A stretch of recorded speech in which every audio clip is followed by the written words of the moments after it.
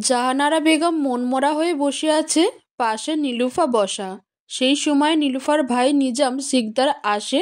তাকে দেখে জাহানারা জিজ্ঞেস করে, কোনো কাজ পেলি? নিজাম মাথা নাড়িয়ে না জানায়। জাহানারা হতাশ হয়। জাহানারা বেগমের স্বামী গত হয়েছে 10 দিন হলো। এক ছেলে এবং এক মেয়েকে নিয়ে অসহায় হয়ে পড়েছেন। রফিক সিকদার পেশায় একজন দিনমজুর ছিল। সঞ্চয় বলতে তেমন কিছুই ছিল না। বাপদাদার আমলের এই বাড়িটি ছাড়া 17 বছরের নিজাম ও কাজের সন্ধানে বের হচ্ছে কয়েকদিন ধরে, কিন্তু তাকে কেউ কাজ দিচ্ছে না। সেই সময় হাত ভর্তি বাজার নিয়ে সুলতান নীলুফাদের বাড়ি আসে। উঠোনে দাঁড়িয়ে জিজ্ঞেস করে, নিজাম বাড়ি আছো? নিজাম বের হয়, সেই সাথে জাহানারাও। তবে নীলুফা বের হয় না। সে দরজার আড়াল হতে সুলতানকে দেখে। সুলতান তার হাতের বাজার জাহানারার দিকে এগিয়ে দিয়ে বলে, চাচি, এইগুলো নেন। এইগুলা? জাহানারা অবাক হয়। সুলতান ম্লান হেসে বলে, রফিক চাচা, কাজ থেকে থেইকা আমি টাকা ধার নিছিলাম, সেই টাকার কিছু অংশ দিয়ে বাজার নিয়ে আসলাম। জাহানারা এবং নিজাম একে অপরের প্রতি তাকায়। সুলতান জোর করে জাহানারার হাতে বাজার তুলে দেয়। তারপরে পকেট থেকে 200 টাকা বের করে জাহানারার হাতে দেয়। বলে, চাচা, আমার কাছে আরো 1000 খানেক টাকা পাইব চাচি। কি বলতেছ এইটা? চাচাই তোমারে টাকা ধার দিছিল? হয় চাচি, আমারে মাফ কইরা দেন, আমার হাতে টাকা নাই, তাই 1000 টাকা শোধ দিতে পারলাম না। তবে আপনি আমারে কিছু সময় দিলে আমি অল্প অল্প কইরা টাকা শোধ করে দিব। জাহানারা বেগম খুশি হয়ে যায়। 2 দিন হলো ঘরে দুমুঠো চাল ছাড়া কিছু নেই। সেই সময় সুলতানের থেকে এমন কথা শুনে তার খুশি হবারই কথা। অন্তত কটা দিন চলার মতো টাকা পাওয়া যাবে।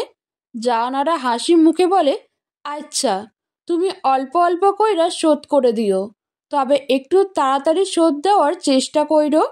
আমাদের অবস্থা। বলতে গিয়ে জাহানারার চোখ ভিজে ওঠে। সুলতান তাকে থামিয়ে দিয়ে বলে, আমি বুঝতে পারছি, বলা লাগবো না চাচি, আপনি চিন্তা কইরেন না, সব ঠিক হইয়া যাইব। জাহানারা এবং নিজামের সাথে আরো কিছুক্ষণ টুকটাক কথা বলে সুলতান। কথা বলার ফাঁকে ফাঁকে ঘরের ভেতরে তাকায়, তবে সে নীলুফাকে দেখতে পায় না। এক পর্যায়ে সুলতান বলে, চাচি, নীলুরে আর পড়াবেন না? হয়, পড়াইব। আসলে এই অবস্থায় যাইতে চাচ্ছে না, তবে আমি একটা কাজ পাইলে সব ঠিক হইয়া যাইব। আমি আমার বোনেরে পড়াইব। নিজামের মুখে এমন কথা শুনে সুলতান ম্লান হাসে। তাদের সাথে আরো কিছুক্ষণ কথা বলে চলে যায়। অন্যদিকে নীলুফার চোখে মুখে চিন্তার ছাপ দেখা যায়। তার মনের মধ্যে একটি প্রশ্ন ঘুরপাক খায়, তাহলে সত্যি কি সুলতানের থেকে আব্বা টাকা ধার নিয়েছিল? 15 বছরের কিশোরী নীলুফা তার প্রতি সুলতানের দুর্বলতা অনায়াসে বুঝতে পারে। সেজন্য তার মনে প্রশ্ন জাগছে। মাজেদ খাঁ নিজামকে নিয়ে খাঁ বাড়ি আসে। নিজামকে দেখে মালিকা বেগম বিরক্ত হয়ে বলে, এই ছোকরাকে বাড়ি নিয়ে আইছো কেন? আম্মা ও নিজাম রাফিক শিকদারের পোলা। মাজেদ খাঁয়ের কথাগুলো শুনে মালিকা বেগম নিজামের মুখের দিকে ভালোভাবে তাকায়। দাড়ি গফিন শ্যামলা গড়নের ছোট্ট একটা কিশোর। নিজাম খাঁ পুনরায় বলে, আম্মা, ওর পরিবারের অবস্থা ভালো না, তাই ওরে আমাগো বাড়ি নিয়ে আসছি। আইজ থেইকা ও আমাগো বাড়ি কাজ করবে। মাজেদ খাঁ আরো কিছু কথা বলে। সে গ্রামের মাতব্বর, তাই তার উচিত গ্রামবাসীর বিপদে এগিয়ে আসা। এই মুহূর্তে রাফিক শিকদার পরিবারের পাশে সে না থাকলে কে থাকবে? মালিকা বেগম সবটা বুঝে নিজামকে বাড়িতে রেখে দিলেন। মালিকা বেগম ফারিদকে ডাকেন। ফারিদা বেগম আসতে মালিকা বলে, আজকে যে যে বাজার লাগবো এই পোলারে সেইগুলো আনতে পাঠাও। ফরিদা বেগম একবার নিজামের দিকে তাকায়, তারপর মাথা নাড়িয়ে মালিকা বেগমকে সম্মতি জানায়। মালিকা বেগম চলে যায়। মালিকা বেগম চলে যেতে ফরিদা বেগম বলে, তোমার নাম কি? নিজাম সিকদার। নিজাম আস্তে আস্তে করে জবাব দেয়। ফরিদা বেগম পুনরায় বলে, সব কাজ ঠিকঠাক পারবে তো? হ্যাঁ, পারবো। ফরিদা বেগম আর কথা বাড়ায় না। নিজামকে বাজারের টাকা দিয়ে বাজারে পাঠিয়ে দেয়। লালবানু ঘর ঝাড়ু দিচ্ছিল। সদর দরজার উপরে মাকড়সার জাল বুনে রয়েছে। লালবানু নিচ থেকে নাগাল পাচ্ছিল না, তাই একটি চেয়ার নিয়ে এসে তার উপরে উঠে দাঁড়ায়। ঝাড়ু উপরে তুলে যেই না ঝাড় দিতে যাবে, সেই সময়ে নিজাম বাজার নিয়ে বাড়ি আসে। সে দরজা ধাক্কা দিতে দরজার কিছুটা সামনে চেয়ারে দাঁড়িয়ে থাকা লালবানুর গায়ে লাগে। লালবানু পড়ে যাচ্ছিল। তৎক্ষণাৎ নিজাম তাকে ধরে, কিন্তু নিজাম ঠিকভাবে ধরতে না পারায় দুজনে পড়ে যায়। লালবানু বেশ ব্যথা পায়, নিজামও কিছুটা ব্যথা পায়। লালবানু নিজামের দিকে তাকায়। নিজাম ব্যথায় চিৎকার করছে। লালবানু বিস্ময়কর কণ্ঠে বলে, আমি মাইয়া মানুষ হইয়া চিৎকার দেই নাই, আর আপনি পোলা মানুষ হইয়া চিৎকার দিচ্ছেন। আমি ভীষণ ব্যথা পাইছি, তুমি হয়তো ব্যথা পাও নাই, আমি তোমারে ধরলাম তো। লালবানু ম্লান হাসে, তারপরে বলে, এই রকম ছোটোখাটো ব্যথা সহ্য করার শরীর আমার, আপনার মতো নরম শরীর না। এটা বলে লালবানু উঠে দাঁড়ায়। নিজামও উঠে বাজারগুলো তুলতে থাকে। সেই সময়ে ফরিদা বেগম আসে। দুজনকে এভাবে দেখে অবাক হয়। জিজ্ঞেস করে, কি হয়েছে, বাজার নিচে পড়ল কিভাবে? নিজাম সবটা বলে। ফরিদা বেগম সব শুনে লালবানুকে উদ্দেশ্য করে বলে, ভাবি, তুমি দেখে কাজ করবে না? যদি তেমন কিছু হয়ে যেত। নিজাম অবাক হয়ে ফরিদা বেগমের দিকে তাকিয়ে আছে। ফরিদা বেগম তার অবাক হওয়ার কারণ খুঁজে পায় না। লালবানু নিজামকে একবার দেখে নিয়ে ফরিদা বেগমকে জিজ্ঞেস করে, এইটা কে? আমাগো বাড়ির বাজার নিয়ে আসছে কেন? ও নিজাম, আমাদের বাড়িতে নতুন কাজে আসছে। লালবানু আর কথা বাড়ায় না। ফরিদা বেগম নিজামকে উদ্দেশ্য করে বলে, ও লালবানু, খাবারের বড় বউ, তুমি ওরে বড় ভাবি বইলা বলতে পারো কি?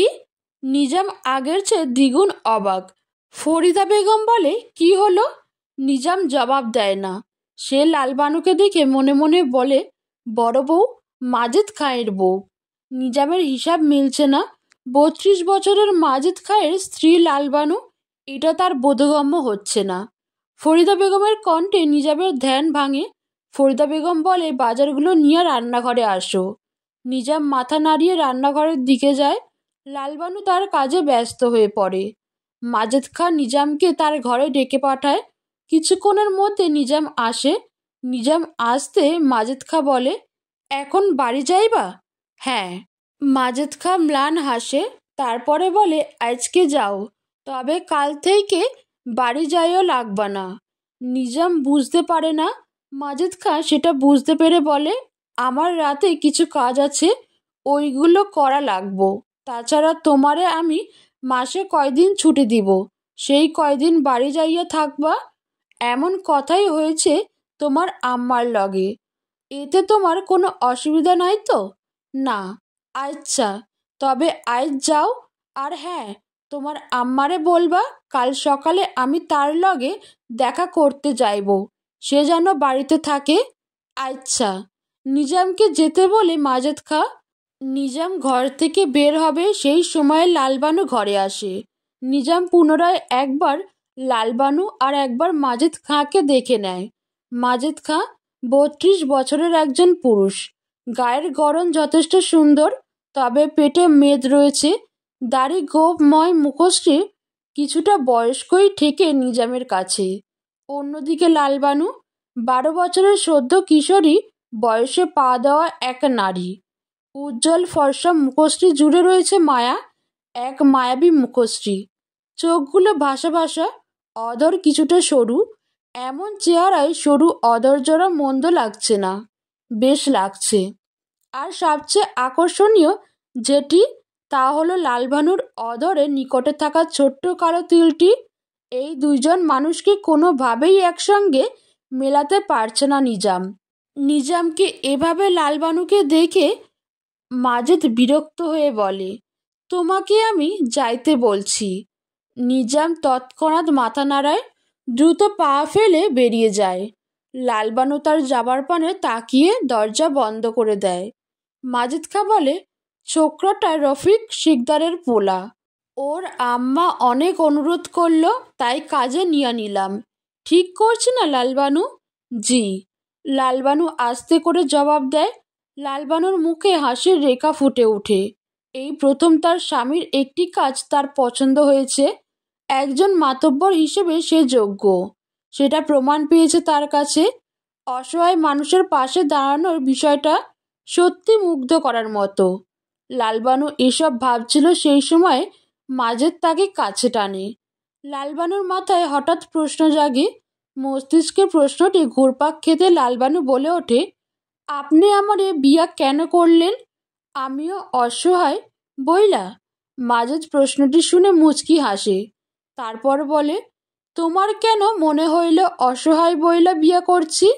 না মানে, আপনি তো অসহায়ও পাশে দাঁড়ান, যেমন ওই পোলার পরিবারের পাশে দাঁড়াইছেন। এমন নাও তো হইতে পারে।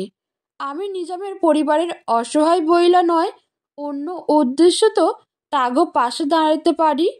লালবানু মাজেদ খাঁয়ের এই কথাটি বুঝতে পারে না। মাজেদ খাঁ শব্দ করে হেসে দেয়।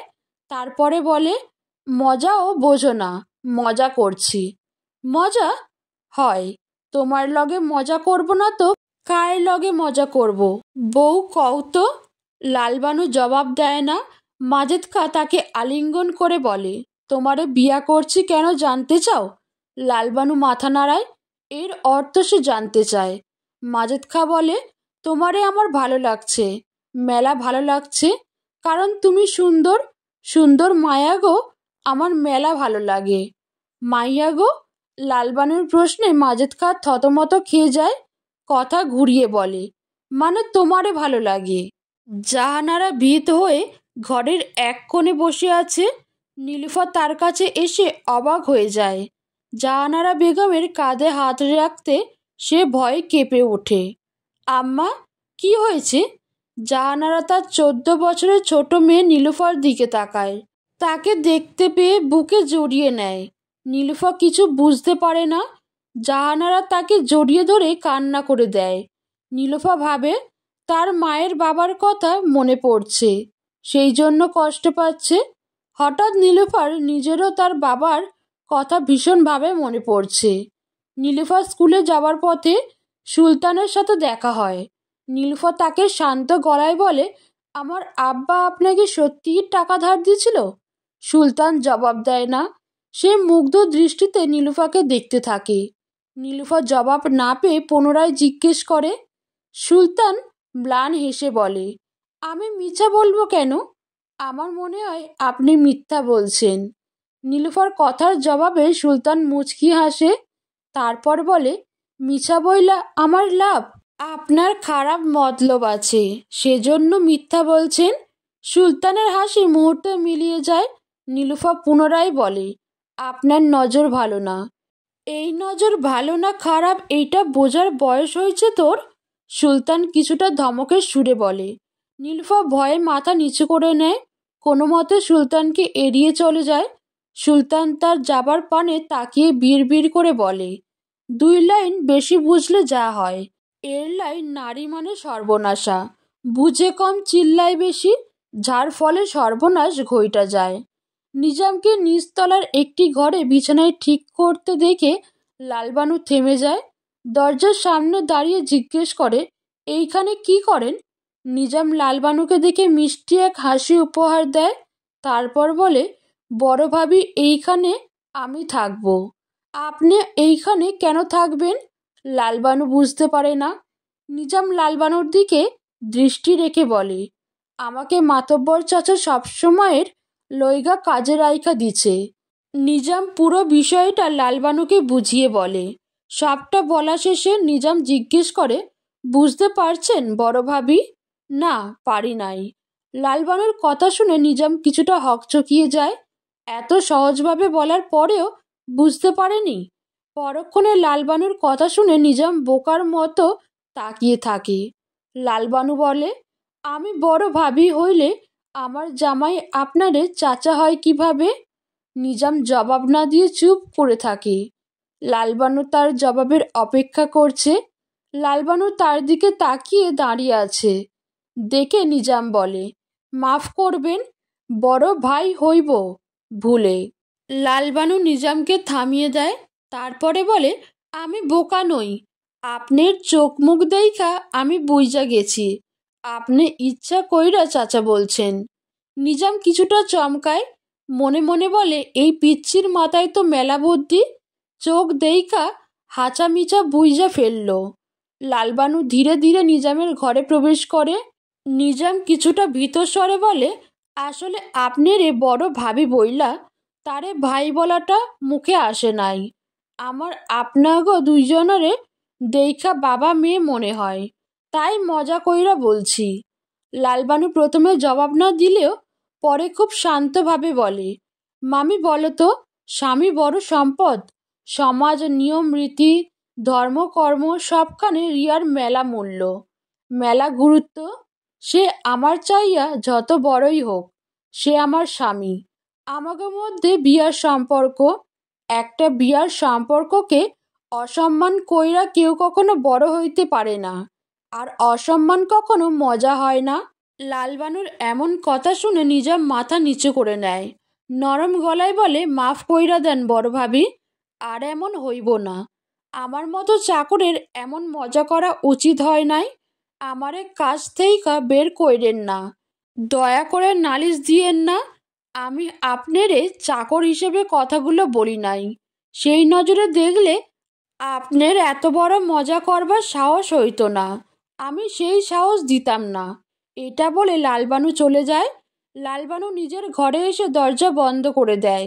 সে তার বিয়ের আগের মুহূর্তের কথা ভাবে। লালবানু তখন বধূ বেশে বসেছিল।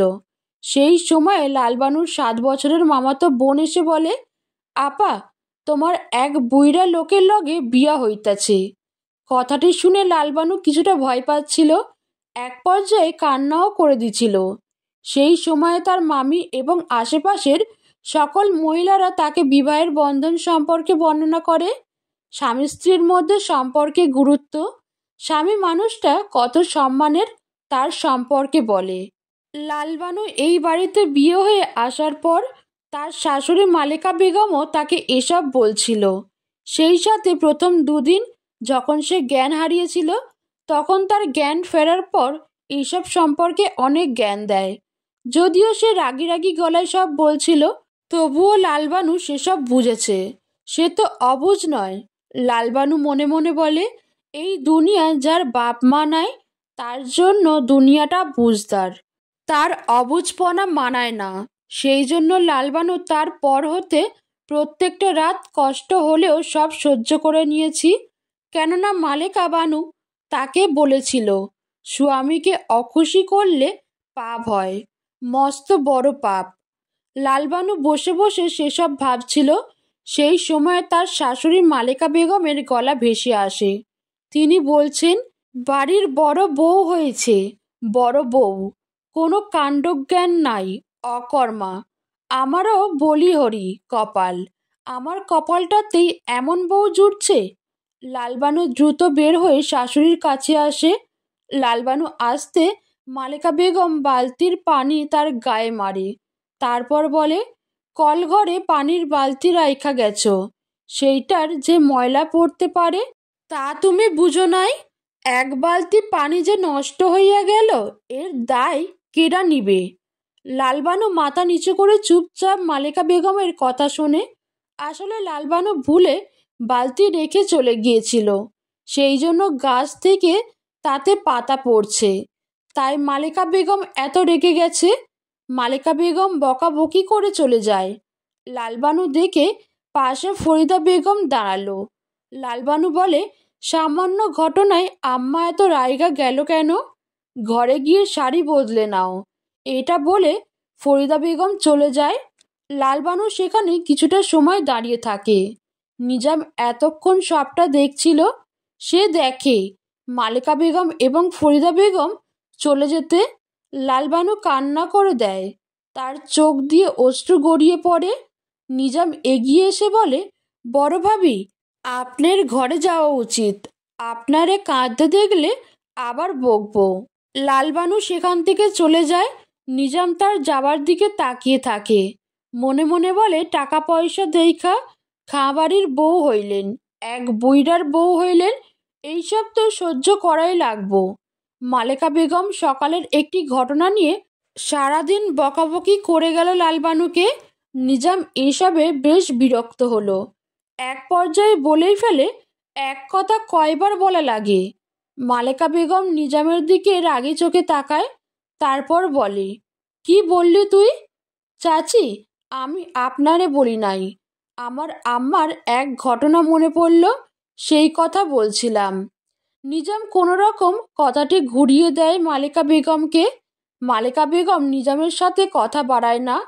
লালবানু দোতলায় উঠে ফারিদা বেগমের ঘরের সামনে এসে থেমে যায়। ভেতরে ফরিদা বেগম এবং আলতাফ খাঁয়ের মধ্যে কথা কাটাকাটি হচ্ছে। আলতাফ খাঁ ফরিদা বেগমের গালে থাপ্পড় বসিয়ে দেয়, যেটা শুনে মূলত লালবানু থেমে যায়। ফরিদা বেগম থাপ্পড়কে রাগান্বিত স্বরে বলে, আমার বাবা মা গরিব বলে আমার মতো অক্ষর জ্ঞান জানা একটি মেয়েকে তোমার মতো এক অকম্মার সাথে বিয়ে দিয়েছে, কারণ তুমি খাঁ বাড়ির ছেলে। নয়তো তোমার মতো পুরুষকে কে বিয়ে করত? একটা অকর্মা, আবার আমার গায়ে হাত তোলো? কোন সাহসে হাত তোলো তুমি? আলতাফ জবাবে ফরিদার গালে আরও একটি থাপ্পড় মারে। তারপর বলে, বাড়ি বয়ে গিয়া তোরে বলছি এই বিয়া করিস না। তোর বাপ মারে বলছি এই বিয়া সুখের হইব না।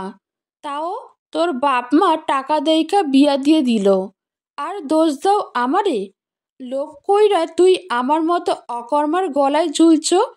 এইখানে দোষ যদি কারো হইয়া থাকে সেটা তোর পরিবারের, একটা লোভী পরিবার। একদম আমার পরিবার নিয়ে কথা বলবা না। ফরিদার কথায় আলতাফ রাগী গলায় বলে, তুই চুপচাপ থাক, একটা কথা মাথায় রাখ, তুই যা করতে চাইছ সেইটা আমি বাইচা থাকতে হইব না। একটা জীবন নিয়ে আমি তোর স্বার্থ হাসিল করতে দিব না। এমন সময় ফরিদা দরজার বাইরে কারো ছায়া দেখে অবাক হয়, চিৎকার দিয়ে বলে, কে? লালবানু কিছুটা ভয় পায়। ফরিদা এসে দরজা খুলে লালবানুকে দেখে চমকে যায়। আলতাফও অবাক হয়। আলতাফ শান্ত গলায় বলে, ভাবি তুমি? ভাবি, তুমি কি কিছু শুনেছ? ফারিদা সন্দিহান দৃষ্টিতে তার দিকে তাকায়। লালবানু মাথা নাড়িয়ে হ্যাঁ বলে। ফরিদা ভয়ে শেষ। তবে যখন শোনে লালবানু শুধু আলতাফ তাকে মারার পরের কথাগুলো শুনছে, তখন ফরিদা স্বস্তির নিঃশ্বাস ফেলে। আলতাফ বলে, এইটা আমাগো স্বামী স্ত্রীর ব্যাপার, ভাবি তুমি ঘরে যাও। ফরিদা একই কথা বলায় লালবানু ঘরে চলে যায়। আলতাফ ফরিদার দিকে তাকায়। ফরিদা মুখ ঘুরিয়ে গিয়ে বিছানায় শুয়ে পড়ে।